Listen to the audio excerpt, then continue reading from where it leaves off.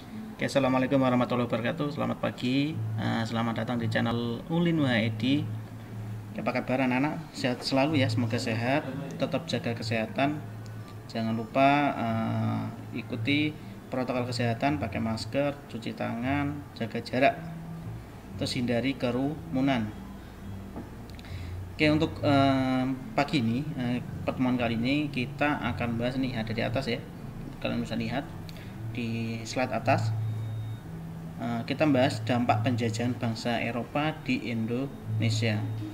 Oke, tapi sebelum masuk ke pembahasan, saya ingatkan dulu, paling ingatkan ya, yang belum makan silahkan makan terlebih dahulu, yang belum minum air putih yang cukup silahkan minum air putih dulu.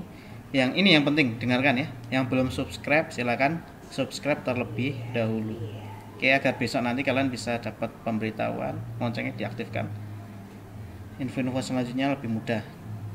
Kita ingatkan untuk yang tugasnya belum selesai, yang tugas-tugas belum selesai segera diselesaikan. Kalian bisa cek di atas bagian tugas itu ada nilainya. Di setiap tugas yang kalian kerjakan, ketika klik serahkan itu udah muncul nilainya. Kalau belum silakan konfirmasi ke Pauline ya.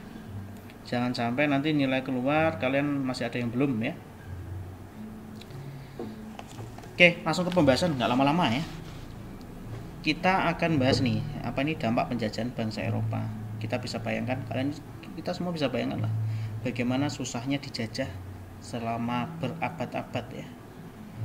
Oke, dari kita total kalau dari Portugis itu 1500-an, kemudian sampai Belanda, sampai Jepang itu kita hampir 4 abadan kita dijajah ya, cukup lama. Dan apabila kita nggak dijajah mungkin kemajuan kita lebih cepat ya. Tapi semua juga tergantung diri kita sendiri. Makanya oleh itu kita nanti lihat beberapa sisi ya untuk dampaknya, maupun positif maupun negatifnya. Jadi kita nggak bisa cuma terus lihat sisi negatifnya terus nggak, dan positifnya nggak juga. Kita harus fair. Dampaknya tuh nanti ada positif dan negatifnya. Meskipun dalam kenyataannya nanti banyak negatifnya, ya realitanya seperti itu. Kita bisa belajar nanti bagaimana kejamnya atau menderitanya pendahulu kita, kakek nenek kita dulu yang hidup di zaman penjajahan rakoso, ibaratnya kan rakoso banget gitu. Kita harus bersyukur, kemudian jangan sampai kita melakukan hal yang sama, jangan sampai kita merugikan banyak orang. Ini jadi poin penting buat kita untuk melihat diri kita sendiri, bagaimana kita menjalani hidup begitu ya. Kita harus bersyukur karena memang kehidupan kita itu lebih baik daripada yang dulu, lebih maju. Kita mau apa-apa gampang, mau kemana-mana gampang, dan komunikasi juga mudah. Nah, kemudahan itulah yang harus memotivasi kita agar kita maju. Jangan sampai kita justru menjadi bangsa yang tertinggal. Ini kan sangat disayangkan bagaimana perjuangan bangsa, pejuang, pahlawan, kakek nenekmu dulu dalam meraih kemerdekaan ini, yang susah payah ini, kalian isi dengan hal-hal yang tidak berguna ya. Oke, yang pertama dari sisi bidang politik ya. Dampaknya apa di bidang politik? Kalian sambil bisa baca juga, jabatan pemerintah pusat dipegang oleh bangsa Eropa. Betul. Jadi dari eranya VOC lah, VOC kemudian Belanda dan sebagainya, jabatan-jabatan yang pemerintah itu semua dikuasai oleh bangsa Barat.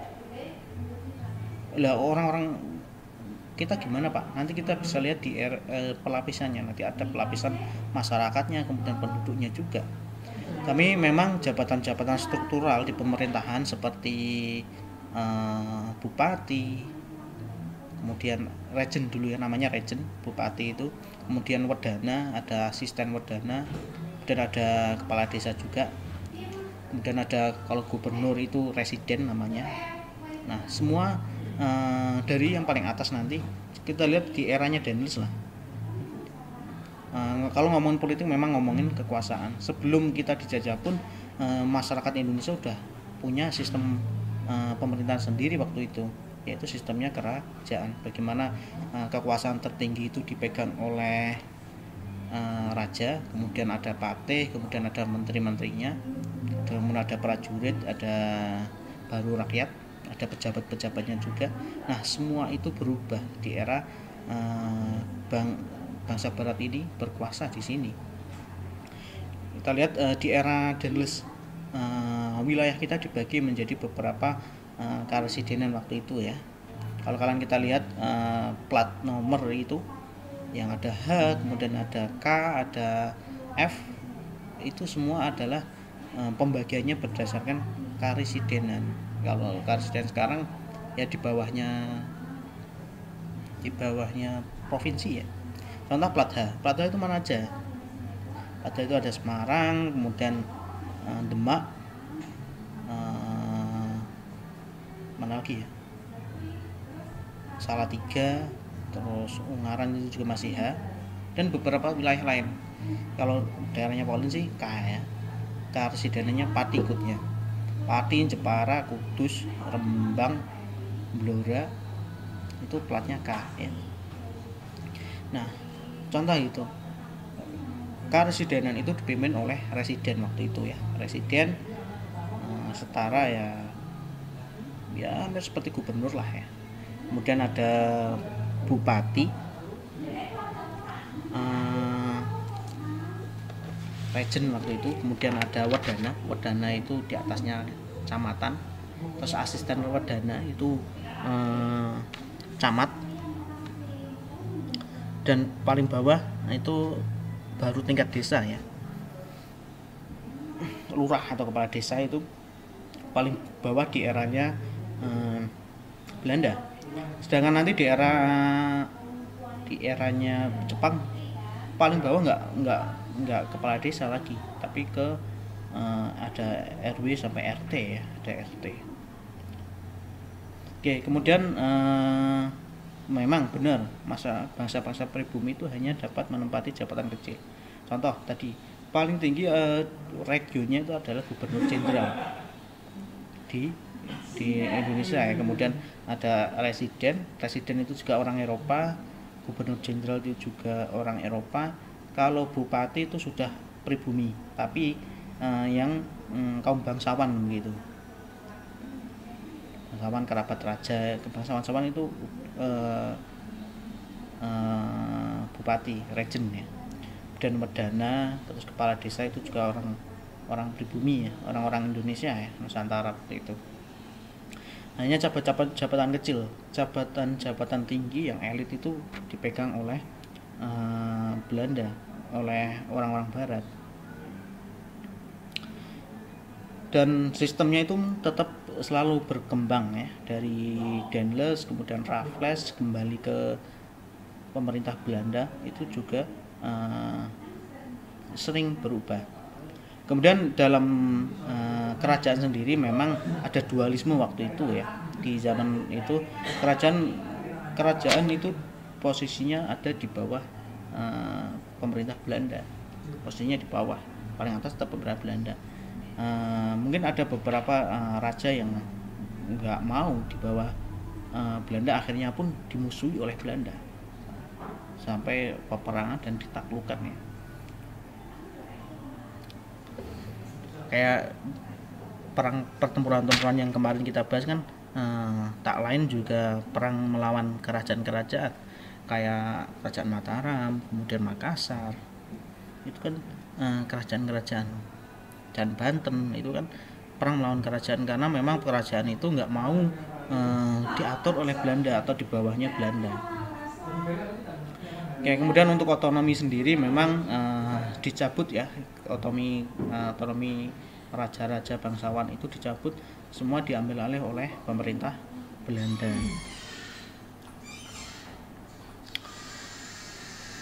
Oke, kemudian bidang hukum ya, di sini hukum. Oke, untuk hukum sendiri memang pemerintah kolonial telah menetapkan kebijakan sistem kerja tanah paksa, sewa tanah, ekonomi uang, dan kerja kontrak. Jadi ini itu ekonomi ya. Untuk hukum, istilah-istilah hukum berbahasa Belanda masih dapat kita temukan dalam hukum Indonesia. Ya memang hukum yang berkembang atau yang ada di Indonesia ini kental sekali pengaruhnya dari hukum-hukum Belanda ya, selain hukum-hukum yang lain. Oke, karena memang sebelum ada hukum Belanda kolonial gitu, di Nusantara sendiri itu udah ada hukum adat ya, hukum yang tersusun dari adat kebiasaan secara turun-temurun ya. Nah, hukum-hukum adat ini mulai dirubah oleh pemerintah kolonial. Oke, kemudian di era kolonial sendiri mulai dibangun peradilan. Kalau sekarang ya pengadilan begitu, pengadilan, dan itu pun dibagi berdasarkan kelasnya ya. Ada kelasnya. Ada pengadilan khusus untuk orang Eropa, kemudian untuk pribumi, kemudian ada yang Eropa Timur waktu itu. Jadi Eropa Timur itu kayak India, kemudian orang-orang Asia, Tiongkok itu punya pengadilan khusus. Jadi ada pelanggaran-pelanggaran ya, dia ke pengadilan yang khusus.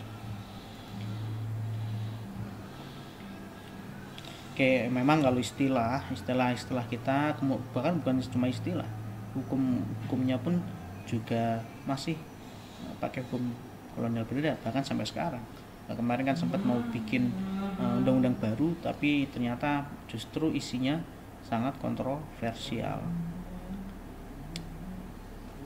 Oke, kemudian untuk bidang ekonomi pasti terasa sekali kehidupan ekonomi waktu itu. Kira-kira sulit apa mudah waktu itu kehidupan masyarakatnya? Kalau segi masyarakat ya sangat sulit. Bagaimana enggak, kita posisi ditekan begitu ya, ditekan. Keuntungannya semua diambil oleh pemerintah Belanda kolonial, entah Belanda, Portugis maupun Jepang pun sama. Sorry, kita belum bahas Jepang ya. Kolonial Inggris, kemudian Perancis maupun Belanda, Portugis pun sama. Mereka kesini memang tujuannya adalah mencari keuntungannya sebesar-besarnya dan cara menindas. Oke, tapi dalam sistem ekonomi pun mengalami perkembangan. Dari eranya VOC sendiri kita mengenal yang namanya sistem tanam paksa. Jadi kita menanam tapi dipaksa. Ya, apa yang ditanam? Kita segi positifnya sih, negatifnya dulu lah ya. Negatifnya kita dipaksa untuk nanam tanaman-tanaman yang laku di pasar Eropa, laku diekspor. Contohnya apa, Pak? Contohnya tanaman baru yang dibawa dari Eropa ya kopi, kemudian gula, tebu itu ya, kemudian banyak yang lain, kopi, rempah-rempah terutama. Kita memang dipaksa untuk menanam apa yang dibutuhkan pasar internasional. Bahkan untuk tanah sendiri pun dalam konteks pelaksanaannya, dalam aturannya, sistemnya sendiri itu nanti ada yang apa namanya, jadi kalau kita punya sekotak tanah, satu peta itu seperlimanya itu wajib ditanami tanaman ekspor, itu peraturannya. Tapi dalam pelaksanaannya di masyarakat justru petani itu ditekan oleh para lurahnya atau kepala desanya agar nanam sebanyak-banyaknya, seluas-luasnya. Tujuannya apa? Agar kepala desa ini dapat hadiah dari pemerintah kolonial. Makanya mereka berlomba-lomba untuk bagaimana produksi atau yang diserahkan ke Belanda itu banyak, karena mereka mengincar bonus. Oke, untuk sistem sendiri masih kayak di era kerajaan. Ini yang sempat dilaksanakan, yang ditiru oleh pemerintah kolonial. Ada yang namanya penyerahan upeti, penyerahan wajib, kontingenten, penyerahan wajib. Nah, ini yang dipertahankan oleh pemerintah VOC waktu itu. Jadi masyarakat dimintakan menyerahkan hasil buminya. sebagai hitungannya pajak gitu. Kalau sekarang kan pajak berupa uang, kalau dulu sempat berupa hasil bumi. Kemudian di era Raffles, tadi kan Daniels dan sebagainya. Di era Raffles itu dihapus penyerahan wajibnya, diganti sistem sewa tanah. Jadi tanah-tanah yang dulunya dimiliki oleh para bangsawan itu diambil alih oleh tanah pemerintah. Nah, karena itu milik pemerintah, maka pemerintah berhak untuk menyewakan kepada rakyat. Nah, di sini bergeserlah dari yang awalnya kita menyerahkan hasil bumi. Di era Raffles kita menyewa, kemudian membayar uang sewa. Sistem ekonomi uang ini sudah mulai diterapkan di sini ya. Yang awalnya dulu pakai barang atau barter, sekarang waktu itu udah diganti dengan sistem ekonomi uang. Kemudian untuk kerja kontrak, banyak kita yang dieksploitasi itu, para masyarakat itu diminta untuk kontrak kerja ke pemerintah untuk membangun atau sistem kerja lah. Kalau di eranya Belanda namanya kan rodi kerja paksa. Biasanya masyarakat itu yang nggak punya tanah atau nggak bisa bayar pajak wajib ikut rodi. Jadi entah bangun jalan, entah bangun jembatan, bangun bendungan, itu pakai kerja paksa. Dan inilah yang sangat menderita bagi masyarakat, karena memang sistem kerjanya yang berat dan upahnya itu sangat kecil, bahkan sampai menelan banyak korban jiwa ya.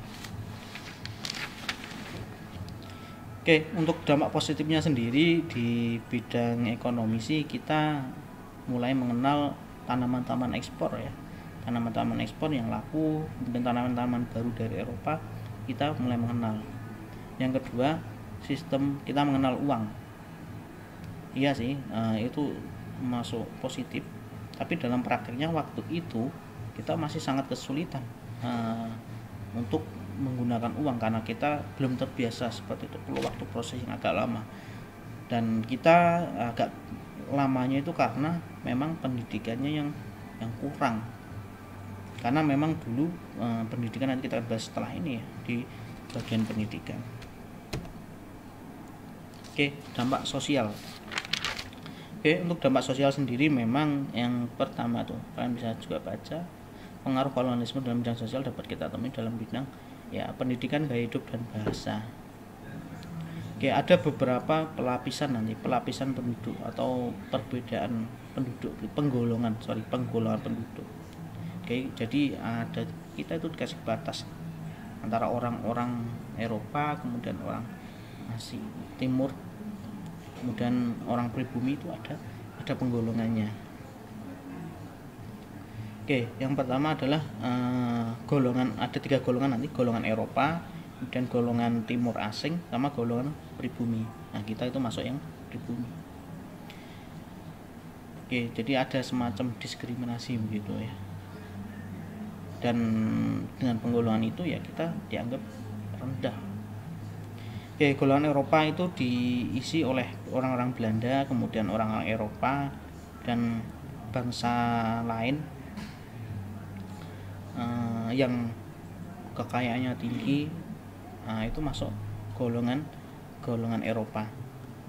Kemudian adalah golongan Timur asing. Ini biasanya diisi oleh para pedagang yang berdagang di Nusantara, seperti orang Tiongkok, orang Cina, kemudian orang Arab, orang India, dan yang lainnya. Ini berada di level tengah karena kontribusinya atau kekayaannya itu cukup lumayan.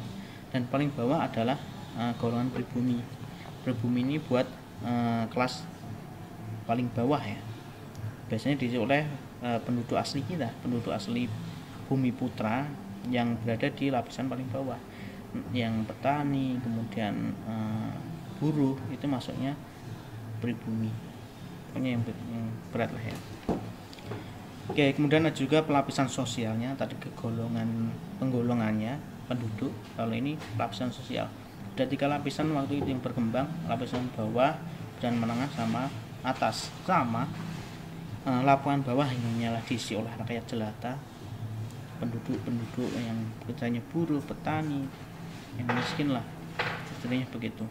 Dan yang atasnya, yang kedua itu ada lapisan menengah, terdiri dari para pedagang kecil menengah, para pedagang, terus kemudian petani kaya maupun pegawai itu maksudnya golongan menengah, dapat hak yang cukup eksklusif. Kemudian golongan atas ya. Golongan atas itu ya pasti diisi oleh orang-orang Eropa, orang-orang Barat, bangsawan, itu maksudnya golongan atas, kerabat raja dan para pedagang kaya itu maksudnya golongan atas. Jadi masih dilihat dari kekayaan yang dimiliki ya, sama keturunan. Oke, hingga saat ini memang penggunaan kosakata orang-orang Barat, Belanda dan Portugis ini banyak yang diserap di dalam bahasa Indonesia. Ini maksudnya anti budaya ya. Nah, kita langsung ke yang kelima ya, ke bidang budayanya, dampak budayanya. Oke, untuk dampak budaya sendiri ada dalam bidang arsitektur. Terdapat gaya, kita bisa lihat arsitektur Belanda yang kita bisa lihat di Semarang mah deket ya kan, cari ada yang ada di Tugu Muda, itu dekat Tugu Muda ada Lawang Sewu, kemudian Kota Lama. Nah, di situ banyak sekali arsitektur Belanda, dan ini mempengaruhi gaya hidupnya ya. Ini terakhir. Oke, kalau arsitek banyaknya bangunan-bangunan. Oke, kemudian segi kata, bahasa ini masuk budaya ya, bukan sosial ya. Oke, untuk bahasa memang banyak sekali serapan dari bahasa Belanda maupun Portugis ya. Kalian bisa lihat contohnya, itu ada begleding, kalau serapannya menjadi bengkel. Di bengkel itu dari kata Belanda. Apalagi ada Portugis itu mentega, menjadi mentega. Kemudian kalau lihat degan itu juga dari Belanda. Terus peron yang ada di stasiun kereta itu juga dari serapan dari Belanda.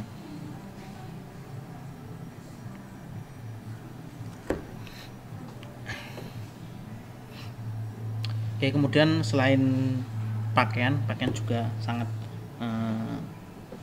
berpengaruh, berdampak ya.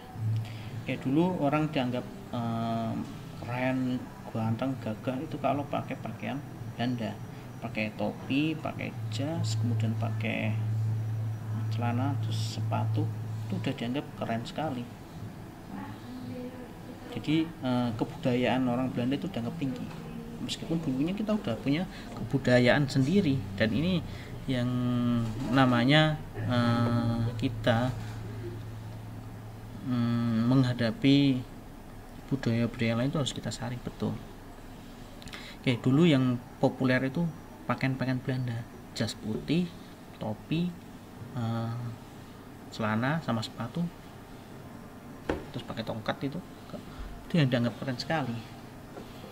Makanya banyak yang meniru, tapi waktu itu memang ada aturan ya, yang boleh memakai itu adalah hanya orang Belanda dan bangsawan diperbolehkan, tapi untuk rakyat jelata tidak diperbolehkan. Andai kata ada yang makai pun masih dianggap rendah, karena dilihat dari bukan pakainya tapi statusnya tetap rendah meskipun pakai pakaian orang Eropa. Kalau kalian pernah nonton film apa ya, saya lupa agak judulnya. Oke, itulah pokoknya, saya agak lupa nama filmnya. Itu pun digambarkan juga yang pemainnya Dylan itu loh. Oke, untuk segi kesenian kita juga dampaknya di bidang budaya itu juga kesenian sana banyak yang berkembang di sana, dibawa ke sini dan itu berkembang menjadikan sesuatu yang baru. Contohnya apa? Alat musik ya, musik, kemudian dari kayak gitar, kemudian ukulele, trompet, itu adalah budaya-budaya yang lama. Oke, selain kesenian kita akan bahas sedikit tentang bidang pendidikan ya. Di sini ada nggak pendidikan? Nggak ada. Oke, untuk bidang pendidikan sendiri dampak signifikannya itu setelah adanya politik etis ya. Jadi pendidikan itu mulai boleh bebas itu sekitar tahun 1800 sekian lah, sebelum abad ke-19.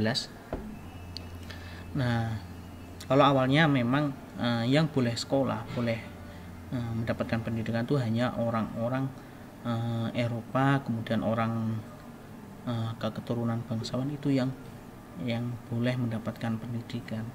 Makanya apalagi ini perempuan justru sedikit ya, dalam artian tidak diperbolehkan, bahkan anak bangsawan pun jarang yang diperbolehkan untuk sekolah tinggi. Kalau kita bisa lihat kisahnya Kartini, R.A. Kartini itu kan bagaimana usaha beliau dalam menyetarakan status. Jadi meskipun perempuan, kemudian meskipun layak jelata, wajib memperoleh pendidikan karena itu penting. Karena memang penting, terutama buat perempuan. Karena memang sekolah pertama yang buat anak-anaknya itu adalah perempuan. Jadi yang mendapatkan pendidikan yang pertama kita kecil itu kan yang ngajari adalah ibu. Makanya penting buat ibu itu tahu banyak hal. Kemudian pendidikan tinggi itu penting sekali. Inilah yang mengilhami bagaimana seorang Raden Ajeng Kartini memperjuangkan bagaimana kaum perempuan pun, terus kaum melarat pun, pribumi pun harus mendapatkan pendidikan. Ini menjadi kewajiban untuk kemajuan suatu bangsa, dan itu ditentang oleh Belanda pastilah, karena memang Belanda itu inginnya kita tetap bodoh biar tetap bisa dijajah, dibodohi. Makanya Belanda pun membatasi tentang pendidikan, takutnya kita akan melawan setelah pinter gitu ya, dan itu pun kenyataan. Setelah kita mendapatkan di era politik etis, bagaimana orang-orang Eropa itu kaum liberalnya menang, jadi pihak mereka pun harus memberikan pendidikan kepada masyarakat jajahannya. Ini berdampak besar bagi kemajuan bangsa Indonesia. Oke, yang awalnya masih berjuangnya itu secara sendiri-sendiri, ya setelah mereka mendapatkan pendidikan mulai ada persatuan. Makanya penting ya pendidikan itu ya. Buat kalian yang agak males-malesan untuk sekolah, malulah sama pendiri bangsa kita. Bagaimana pahlawan kita itu memperjuangkan bagaimana kita bisa sekolah, merdeka dan sebagainya, agar kita pintar, agar kita maju, agar kita bermanfaat ya. Apalagi kita sampai dijajah kembali. Oke, mungkin kalau di era sekarang penjajahan bukan secara fisik tetapi secara ekonomi dan sosial budaya, ini jangan sampai kita terulang lagi penjajahan seperti yang dulu. Kalau dulu secara fisik maupun ekonomi, kalau sekarang bisa lewat ekonomi, sosial, budaya,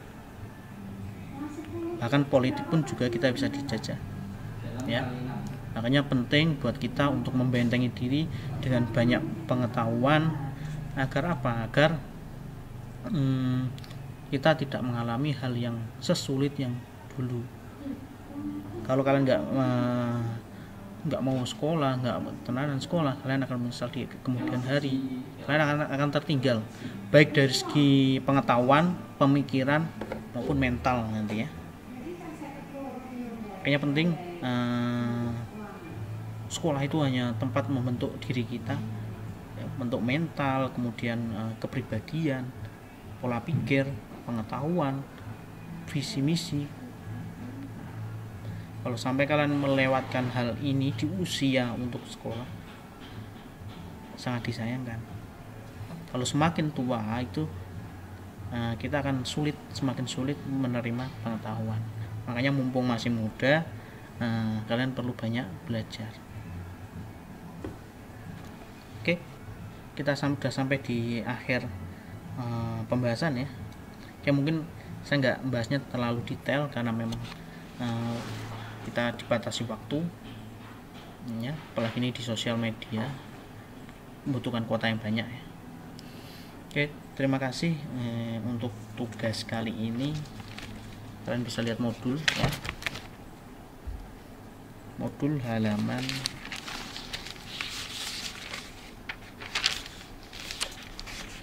halaman 53 dulu lah, halaman 53 itu ada 5 soal, silahkan dikerjakan perlatihan.